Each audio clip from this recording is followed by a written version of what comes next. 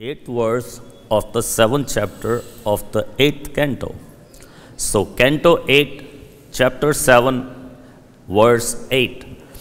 Verse 8 is on the board, but we are supposed to do 4, 5, 6, 7, 8. So, 4, 5, 6, 7 are not here on the board. So, I will just read them. And then we will read the 8th together. Iti trustin sthita daityan viloke purushottamam smayamano visarjantya puchha jagraha samaraha. Number 5. Kratasthana Bhigadasta evam Kashyapanandana Mamantu paramam yatta amratartha payo nidhim. Text 6. Mathyamanera sarvo anidra dharo pavishata Dhriyamano api bali Vigoravat pandunandana. Text 7. Te sunirvinam manasa parilamba mukha shriyaha asana saroprushe naste deve tilayasya. Verse 8 now. Vilokya vignesha vidhim tadeshvaro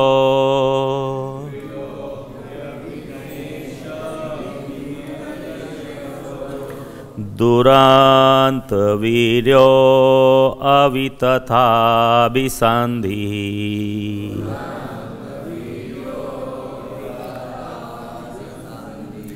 Kritva vapuhu kacham adbhutam mahata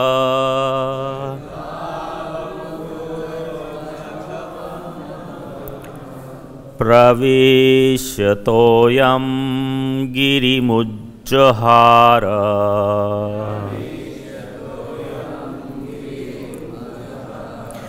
Vilokya, observing. Vigna, the obstruction, the sinking of the mountain. Ishavidim, by the providential arrangement. Tada, then. Ishvara, the Supreme Personality of Godhead. Duranta Vira, inconceivably powerful. Avitatha, infallible. Abhisandhi, whose determination. Kritva, expanding. Vapuhu, body. Kachapam, tortoise. Adbhutam, wonderful. Mahat, very great. Pravishya, entering. Toyam, the water. Girim, the mountain. Mandara. Ujjahara, lifted. Translation. Seeing the situation that had been created by the will of the Supreme, the unlimitedly powerful Lord, whose determination is infallible, took the wonderful shape of a tortoise, entered the water, and lifted the great Mandara mountain. Please repeat. Seeing the situation that had been created by the will of the Supreme, the unlimitedly powerful Lord, whose determination is infallible, took the wonderful shape of a tortoise, entered the water, and lifted the great Mandara mountain. Purport by His Divine Grace, A.C. Bhakti-Vedanta Swami Srila Prabhupada. Srila Prabhupada ki. Here is the evidence that the Supreme Personality of Godhead is the supreme controller of everything. As we have previously described, there are two classes of men, the demons and the demigods. But neither of them are supremely powerful. Everyone has experienced that hindrances are imposed upon us by the supreme power. The demons regard these hindrances as mere accidents or chance, but devotees accept them as the act of the supreme ruler. When faced with the hindrances, therefore, devotees pray to the Lord. Tatte anukampaman sushma ksha mano Bunjana etvam kratvam vipakam. Devotees endure hindrances, accepting them to be caused by the Supreme Personality of Godhead and regarding them as the benediction. Demons, however, being unable to understand the Supreme Controller, regard such hindrances as accidental. Here, of course, the Supreme Personality of Godhead was present personally. It was by His will that there were hindrances. And by His will, those hindrances were removed. The Lord appeared as a tortoise to support the great mountain. Kshitiraha vipulatare tavatisti praste. The Lord held the great mountain on His back. Keshavadirta kurma sharira jaya jagadish hare. Dangers can be created by the Supreme Personality of Godhead, and they can also be removed by Him. This is known to the devotees, but demons cannot understand it.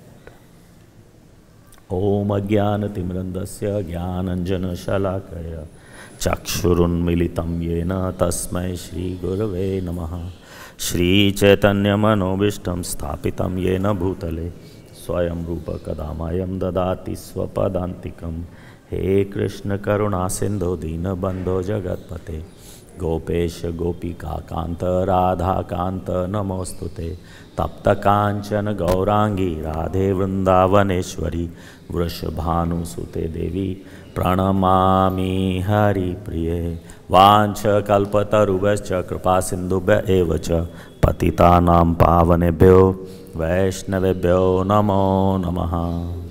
Jai Shri Krishna Chaitanya Prabhu Nityananda Shri Advaita Gadadhar Shivasadi Gaura Bhaktavrinda. Hare Krishna Krishna Krishna Hare Hare Hare Rama Rama Rama Hare Hare.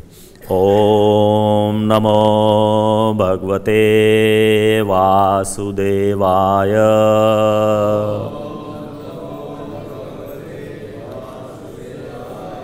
Om Namo Bhagavate Vasudevaya.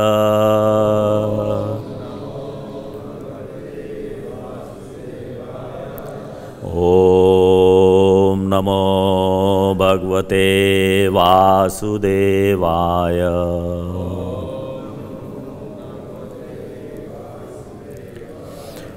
Hare Krishna. So this chapter is called Lord Shiva Saves the Universe. This is the pastime of the churning of the ocean of milk. How we got to this pastime was the Gajendra Moksha pastime was being told, and then the name of Ajita came up. And Ajita, so right away when Ajita's name was heard by Parikshit Maharaj, he wanted to know the pastimes of Lord Ajita. So Shukdev Goswami here is telling him the pastimes of Lord Ajita, who appeared at the time of the churning of the ocean of milk, and arranged and or organized everything.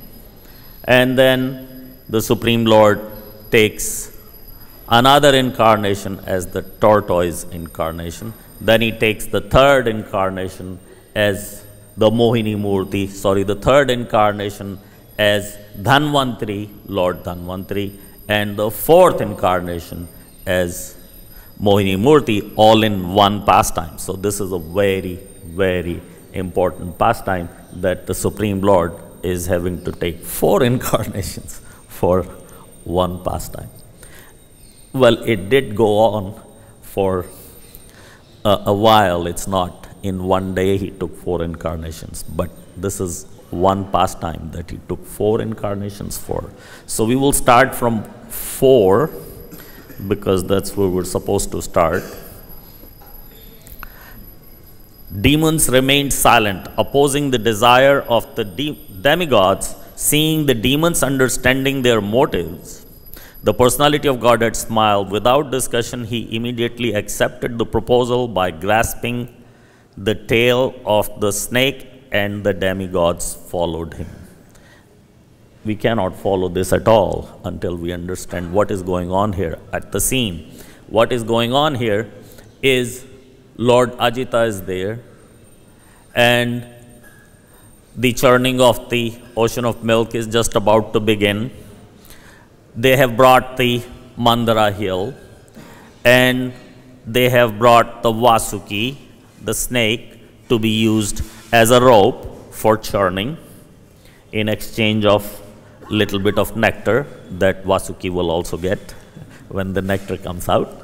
So now is time to set up this churning rod and the churning rope.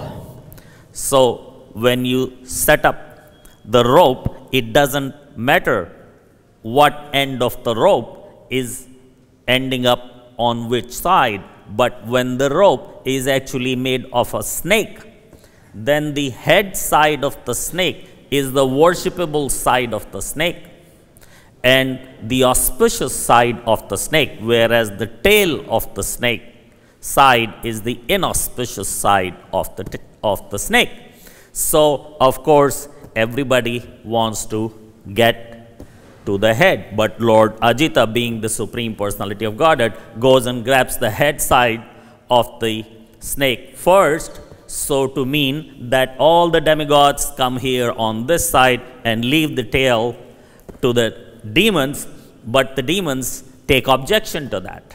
They said, no way, why should we be on the tail side? The tail side is the inauspicious side. You guys go on the tail side. So this was a trick that Lord Ajita was playing, and humbly he said, okay, yeah, so that's fine. We'll just go to the tail side. We'll listen to you, Maharaj Bali.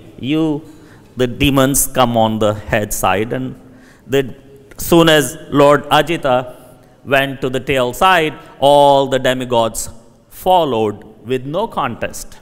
Nobody contested. No, Lord Ajita, you're trying to make us lose here. We don't want to be on the inauspicious side. We're the demigods. No, they just followed. They just didn't contest at all. So Lord Ajita is trying to show the good side of the demigods and how they're following it all, and the bad side of the demons, that they even fight among themselves, let alone fighting with the demigods. They're never done fighting among themselves either. So, right from the beginning, the Supreme Lord is giving the, as you can see, favors or discounts to the demon side, because when the nectar comes out, the demons are not going to get it. So let them have all the other discounts that they can. So the churning of the ocean of milk starts, and the first thing that comes out is the poison.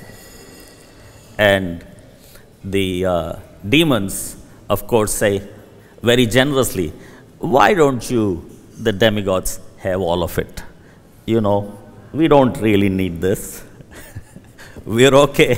You can have it all. They're trying to make their scene that when the nectar comes out, we will claim all the nectar and say, well, the demigods, you've had all the poison, so at that time we were generous, we let you have it all. You please be generous and let us have all the nectar. That is a demon kind of a logic. We let you have the poison, you let us have the nectar. Call it equal. So, to give you a little bit of a background, Srila Prabhupada has explained this several places, but never explained it in one place. All of it is 8,400,000 species are broken down in so many places, and about 400,000 species are human. So the human includes, at the top of the chart of the humans, the top are the demigods. They actually fall into the 400,000 human species. And below the demigods, right away, the demons start. So still, they are really top of the chart, whereas us humans, we are just about at the bottom of the chart. Srila Prabhupada says, those who are completely in ignorance, like uncivilized and so on, are really at the bottom. Then the Malechas, a little bit higher up, and the atheist and the Naradhamas. And if you became Krishna conscious, accepted Supreme Personality of Godhead, Krishna as the Supreme Personality of Godhead, you're still not at so much at the bottom, but maybe 20, 30, 40, 50 up from the bottom. That's all that we can achieve. And the Devatas and the Rakshasas, the Devas and the Asuras are the top of the table. And that's why they're always fighting amongst themselves. You never heard the Devas fighting with the humans like us. There is no contest. So they will not fight us. And humans dare not fight back with demigods, because we are just so insignificant. So the fights usually take place where there is some level of equality. You know, the ant is not going to declare a war against the elephant. It's going to be crazy for it to do that. No matter how many ants you take, you can't fight one elephant. So who can fight the elephant? Somebody who can fight the elephant has to be, somewhat closer to the elephant strength and size and power and movement. So that's why there is a fight between the Devatas and the Asuras, and also they are brothers. They are brothers in the sense that they are the sons of Kashyapa. The Devatas are the sons and daughters of Aditi, and the Rakshasas are the sons and daughters of Diti. So they are step brothers. So another reason they are always in the mood to fight, because they are always in the mood to establish their superiority. The Devatas are, we are the topmost. And the Rakshasas also, no, no, no, we are the topmost. We'll show you. So that's why there is always the fight. And because the Rakshasas fight unfair wars and stuff, the Devatas end up losing so many times. So the Devatas went and submitted to Lord Brahma, saying that this is not fair. We have a job to do here. We're looking after the universe. We're helping you. And these guys, demons, they don't have any devotional service, and they just come and bother us and give us, kind of physical, emotional, all kinds of losses, whereas we're trying to engage in devotional service, what is given to us. And these guys, they don't have any.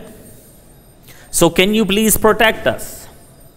So that's when the suggestion came that let's get the nectar out, and we will give the nectar to the demigods, and that will make demigods more powerful. So what is the nectar?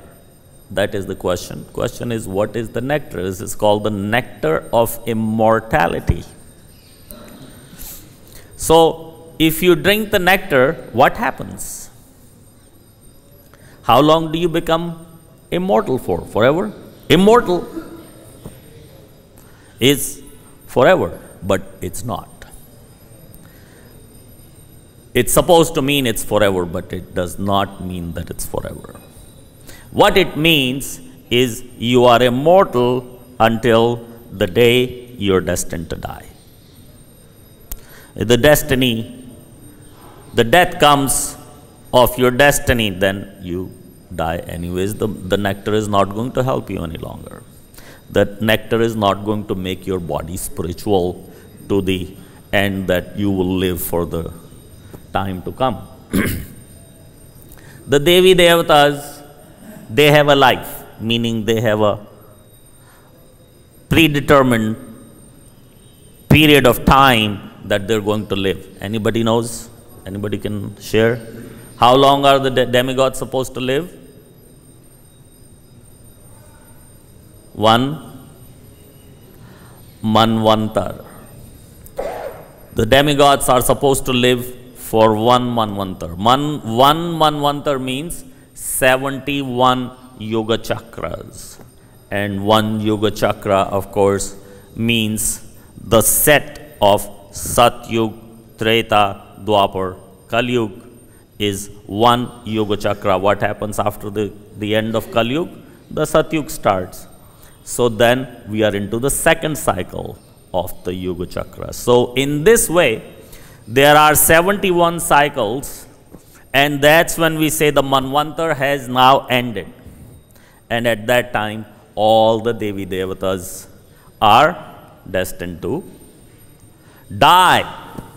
They are all Jivatmas. Their places, their seats, their designations do not die, but those particular Atmas living inside the bodies of those Devi Devatas are going to, those souls are going to vacate that body and go away according to their karma, their prarabdha, their karma. They are going to go wherever they're going to go, and those who are deserving souls to be the Devi Devatas are now going to enter those bodies of the Devi Devatas for the next Manvantar.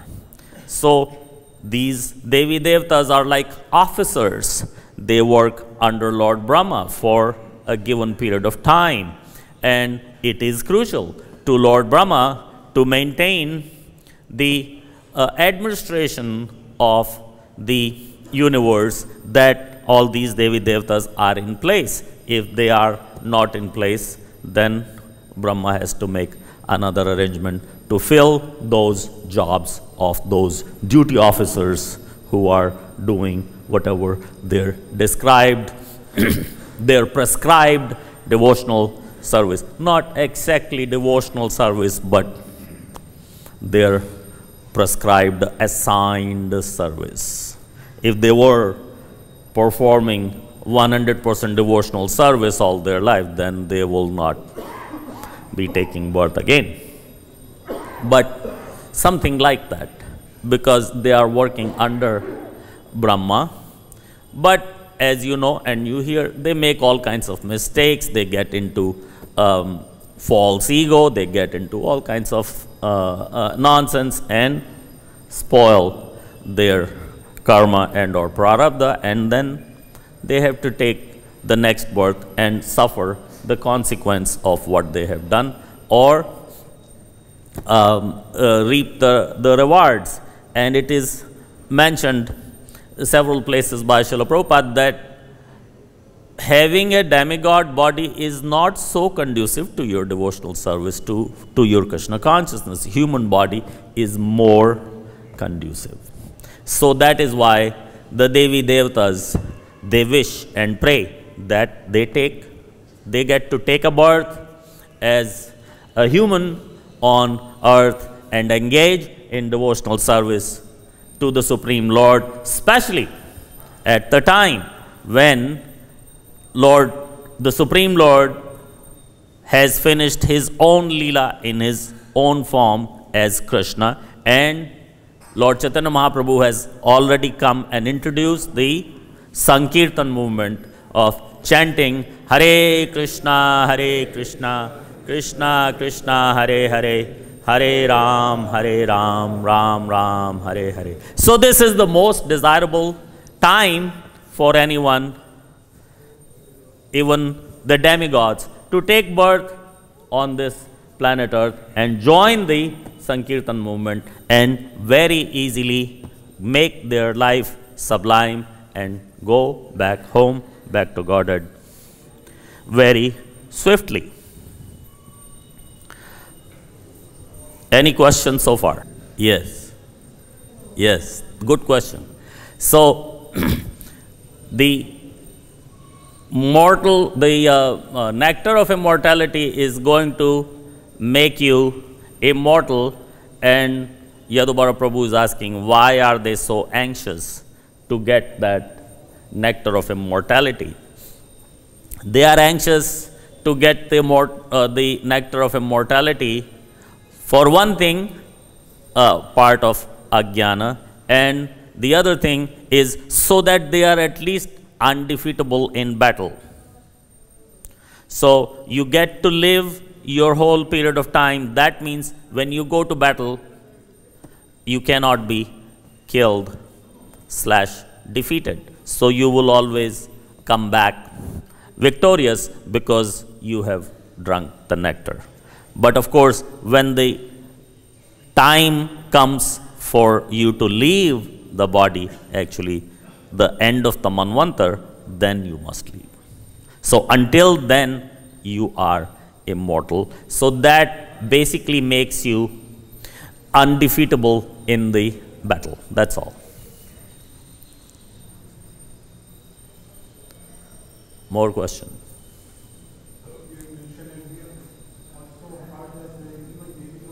Speak up. Yes.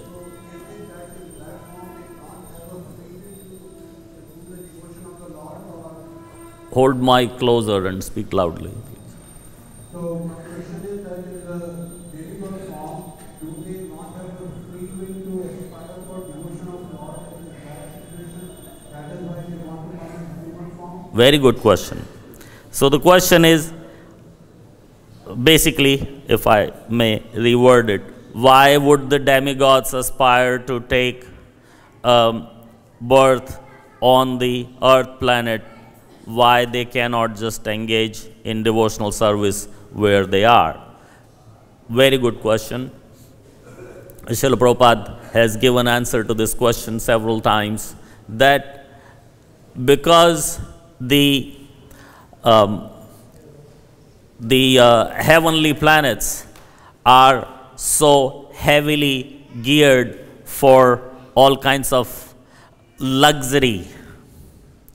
It is the life to bhoga, It's full of bhog, all kinds of bhog you are supposed to get. There's hardly any misery. There's just too opulent. So much opulence that it becomes difficult to stay in the humble mood of devotional service. Jivara Sarupo Krishnera Nitya Das, because you are in bhog, you are in opulence, it is difficult for a soul to consider themselves to be a servant, servant of the servant of the servant of the servant, when he is in such a big opulent place and given a very, very powerful job. That. Any other question? Mataji has a question.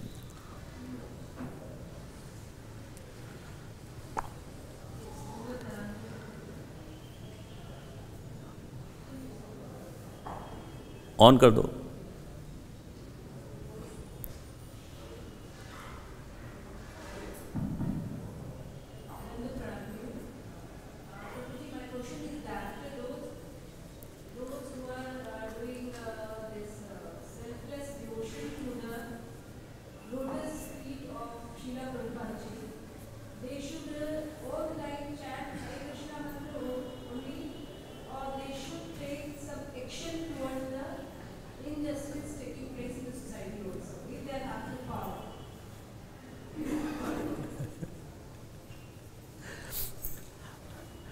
It is not so related.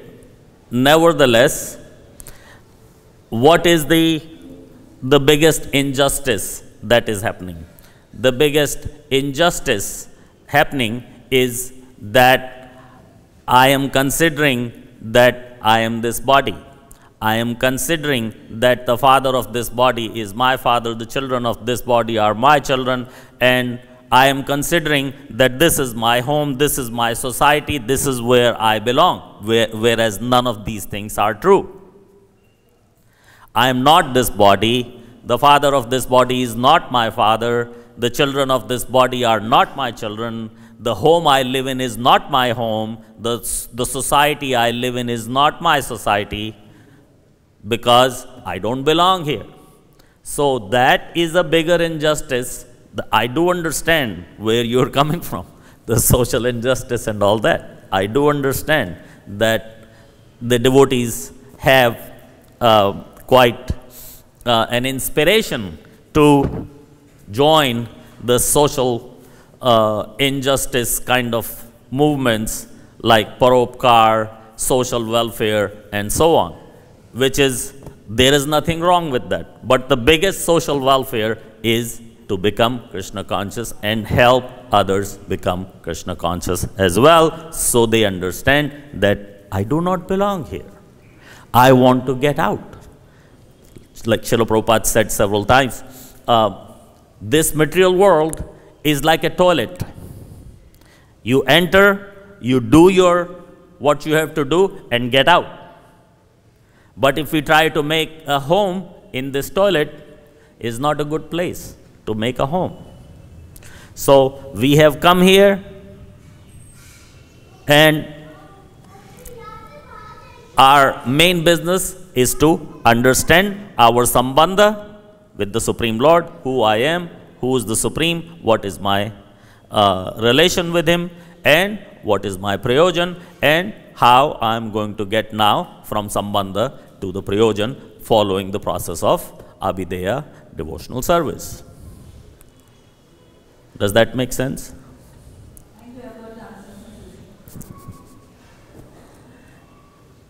Any other question? This Prabhu over here and that Prabhu over there.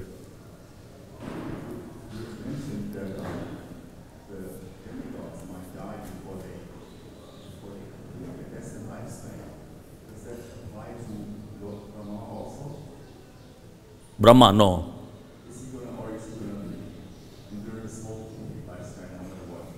Yeah. Yes. So the question is that I mentioned during the class that the demigods in the battle with the Rakshasas may die before the end of their life. But is that true for Lord Brahma as well? It is not really true for Lord Brahma. Lord Brahma cannot, he does not engage in any battle of any kind, and he is one of the three Guna avatars. So he is like, in a way, he is like the Supreme Lord that is there to perform this seva. In the three Guna avatars, Lord Brahma's name comes. The reason why it comes is because if there is no Jivatma that is capable or deserving to be the next Brahma, then Supreme Lord himself becomes the next Brahma. Right? So no other jobs are so important to the Supreme Lord that if he does not have a soul to fulfill that role, he is going to jump in. But Brahma's position is that important that if there isn't a deserving soul, then the Supreme Lord himself becomes Brahma. So that in that sense, Brahma, Srila Prabhupada says several places, Brahma is just a Jivatma. And then he also lists Brahma in the Guna Avataras. So that is the reason that it is such an important position that if you do not have somebody to fill it, Supreme Lord himself steps in to fill it. Brahma is going to live his 100 years. He is already had his nectar. Any other question? There's this Prabhu over here in the front.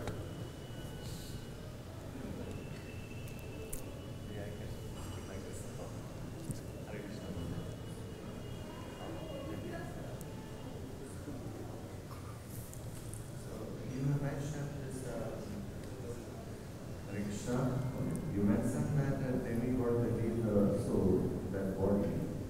The body stays same. That new soul, they enter inside. So the present Indra is permanent.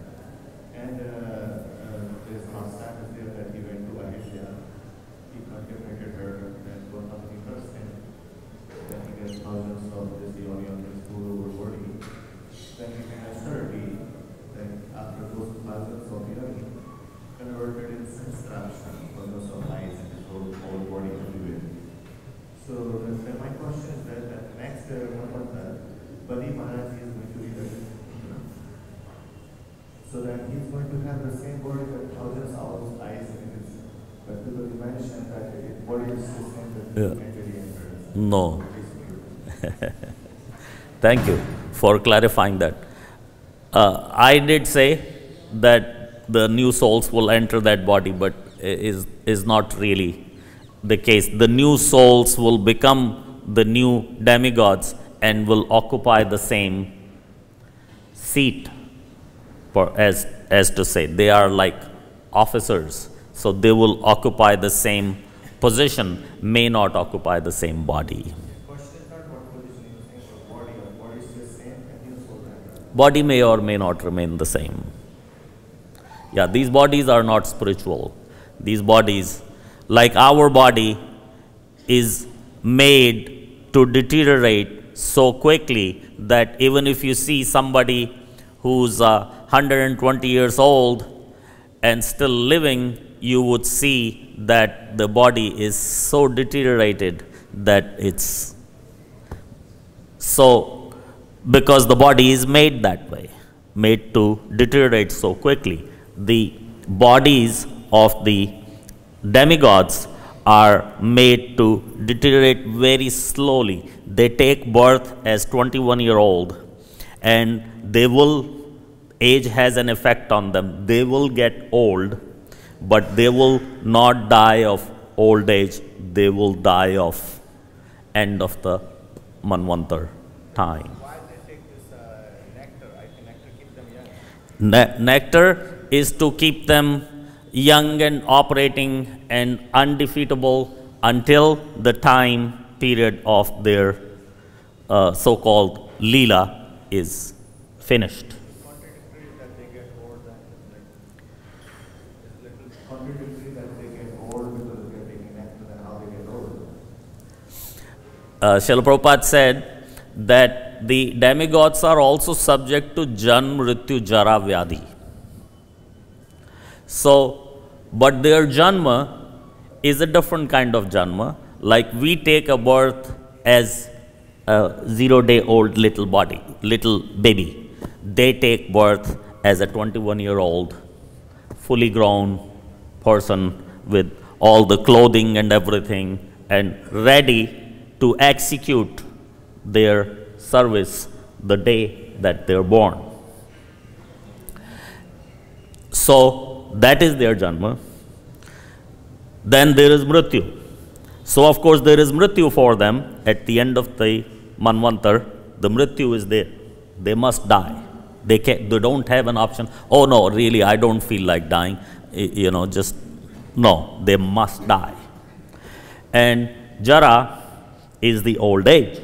So although born 21-year-old, they do slowly get older. Slowly, very slowly, because they got to live for the whole Manvantar. That is 71 yoga chakras. So very slowly they will get older. And Vyadhi is the disease. They do get disease. They do not get disease like we get, that the little mosquito can give us a dengue and you know, so many dangerous diseases like that.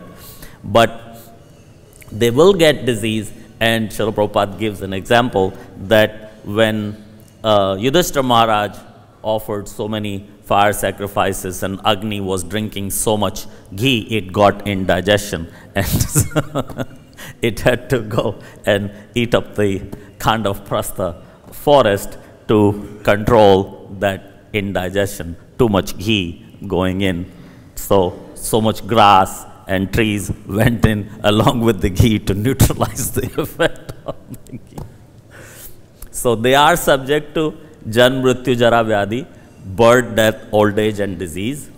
The demigods are subject to birth, death, old age and disease, but not exactly the same way as we are, because they are much higher beings than us. So you mentioned the hierarchy of demons, and both the demigods and demons, they are very high up in the hierarchy.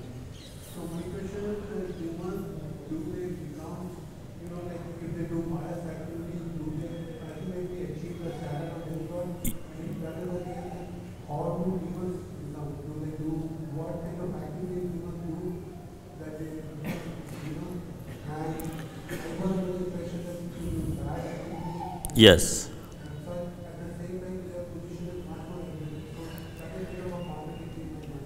Yes.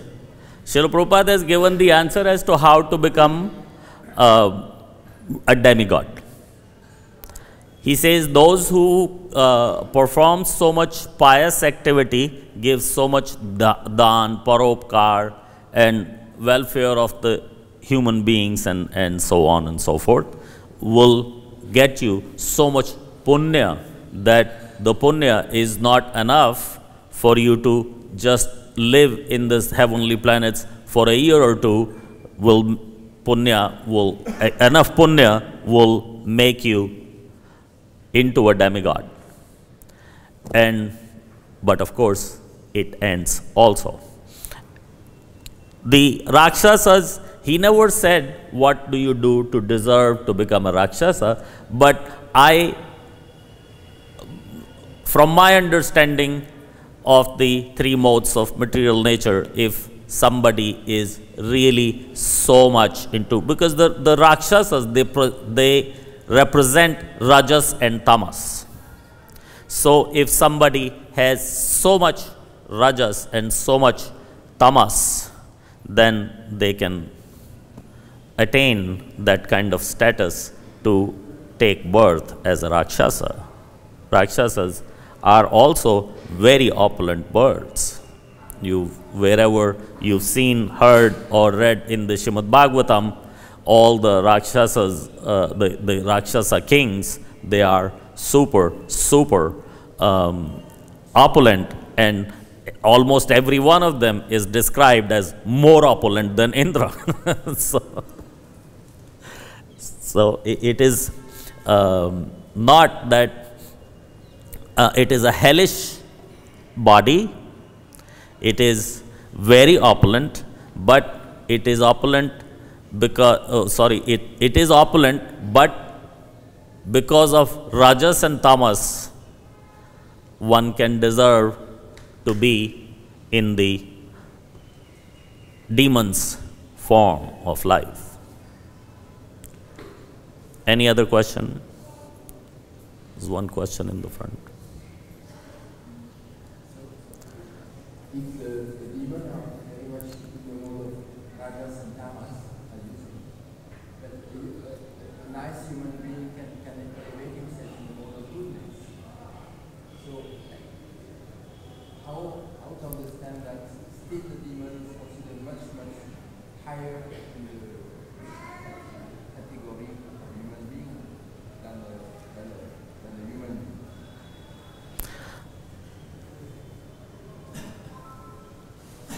The Rakshasas are cultivating Rajas and Tamas, and the demigods got to become the demigods because they were cultivating goodness. I understand that part. No, just that I'm little bewildered by this gradation of human beings. Oh, gradation of human beings, yes. Like for example, the ghost, I read also that they are considered superior. Superior, yes. But the ghost, the person who goes in misery. Nobody wants to be a ghost.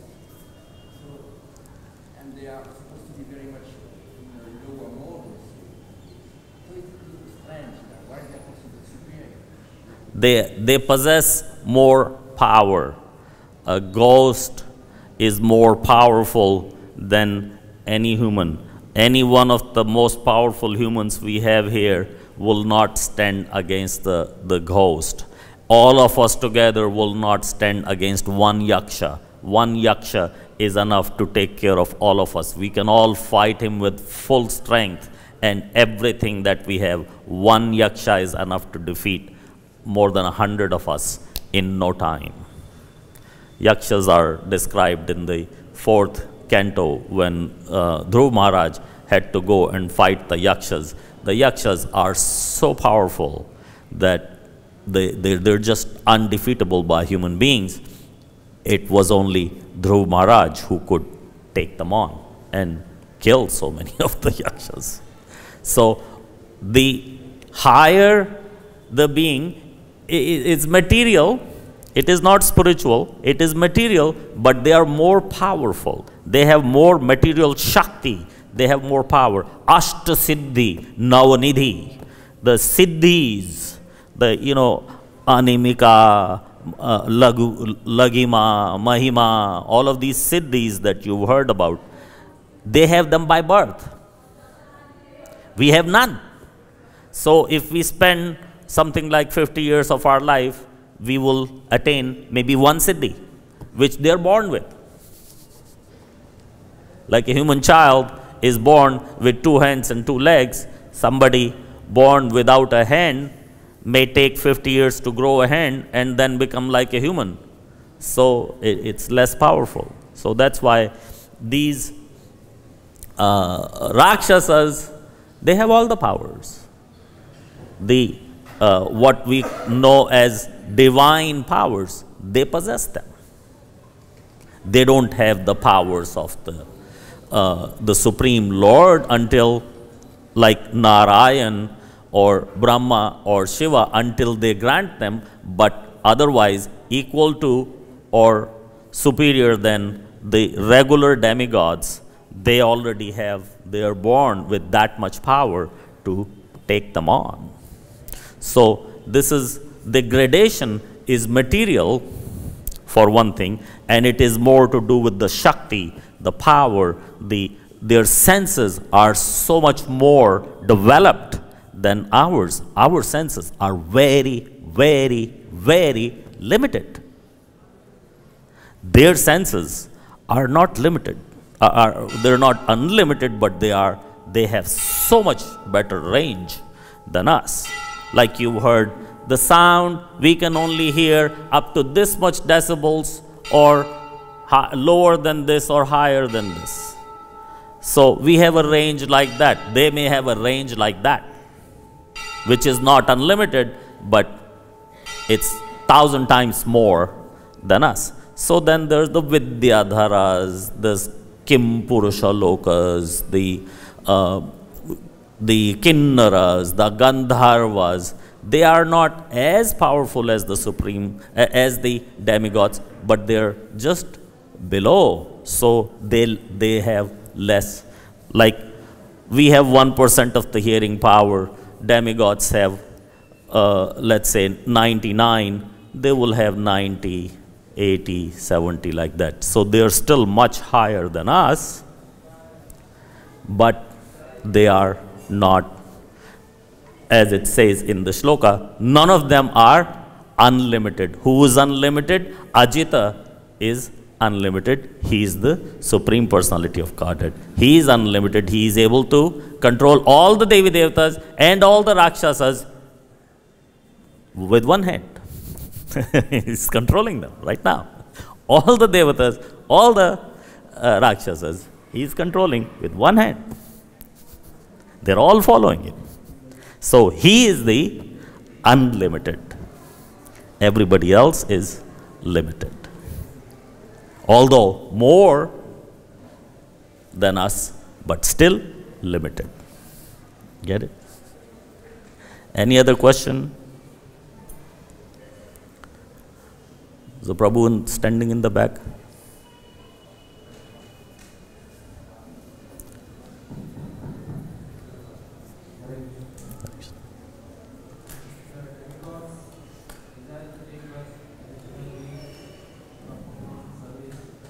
Speak in the mic loudly. The demigods really desire to take birth as a human being on a planet. Yes. They will not aspire to take nectar for a long lifespan. Then why are they aspiring for the nectar? Okay. So they are aspiring for the nectar because while they are in the demigod form, they don't want to get defeated by the Rakshasas. They want to live their life and execute their service, whatever is assigned to them. But they do will and desire to take birth on the earth planet to engage in pure devotional service, to go back home, back to Godhead after they have lived their life. Just like our devotees. Who here wants to go back home, back to Godhead? Everybody will raise their hand. Who wants to go in the next hour? Those who are honest will not raise their hand on this one. Because we're not that ready. We're not that ready. We have so many things on our shopping list that we want to do and finish, and then go back home, back to Godhead. Some may be, but most of us are not so ready. So we are engaging in devotional service. We're trying to acquire more and more knowledge so we can stay in Krishna consciousness. We are preaching, we're bringing up our families, cultivating more Krishna conscious qualities, trying to cultivate more Krishna conscious qualities in ourselves, and so on and so forth. We're busy doing so many things, and at the end of the time, we also want to go back home, back to Godhead. So the Devatas are also like that. We are in the middle of performing our devotional service. Some of us may have children to look after, some of us may have grandchildren to look after, and so on and so forth. We want to take care of that. At the same time, we also want to prepare to go home, back to Godhead. Engage in devotional service and be eligible to get home.